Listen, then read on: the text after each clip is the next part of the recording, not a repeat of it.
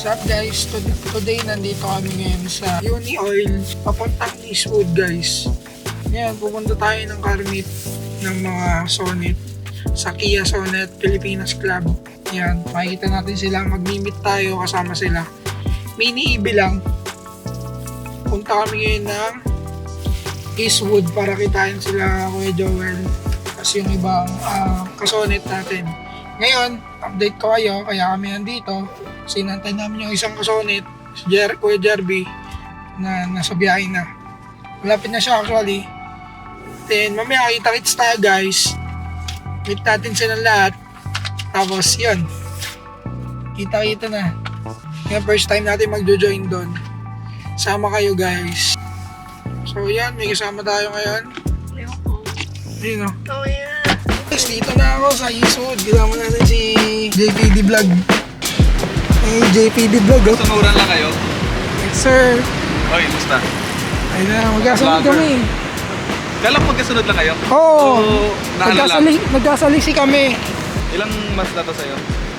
Actually, December lang yan. Ganda. Wala? Sa akin, dami ko ng guess. Di ko alam saan nakuha yun. Siguro sa Alam. Laruan. Alam mo ba, last year, nanonood lang ang vlog mo. Oo. Tapos ayun. Binibideo ko lang din Yun. Pangdagdag lang sa clip. Yun o.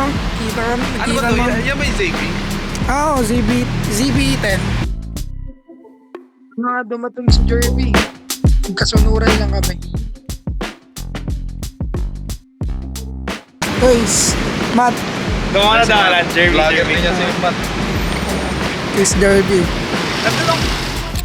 So yun, nag-convoy kami ni JPD Vlog, ni Jerby, papunta ng McKinley Hill. So yun, sabay-sabay kami pumunta doon. Then, magpas kami sa likuan sa McKinley. Pero ito, papasok na kami ng McKinley.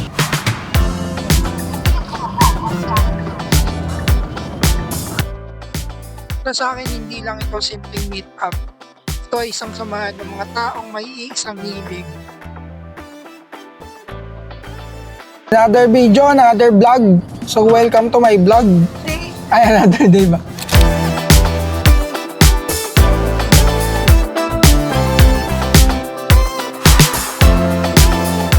Ayan guys, dumadami na mga Sonet.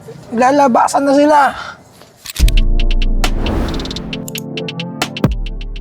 Dito tayo ngayon sa McKinley Hill Stadium Parking para sa isang solid na meet-up ng Kia Sonet EV community.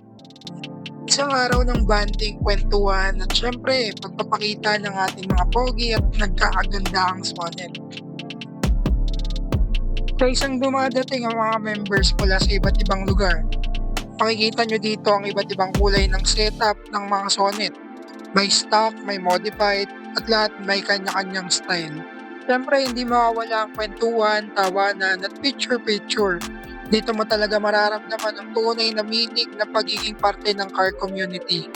Walang iwanan, lahat welcome, lahat magkakaibigan. Okay na din ah. Ito kasi inaano namin ni Rom kanina, pero goods na din. Ako, tabingi. Okay na to. Matay lang! Wala na yung... Hanggang yung araw. Wala lang. yung isang star. Ibig hindi magkakawala. Sabi yung installer natin, oh. Kahit dito na lang sa likod. Solid. Baka si Rom yan. Araw yan. Patuloy na kami magkabit ng mga sticker no, sa mga kasonet natin. At after nun, nagkwentuhan na kami, nag-chill-chill.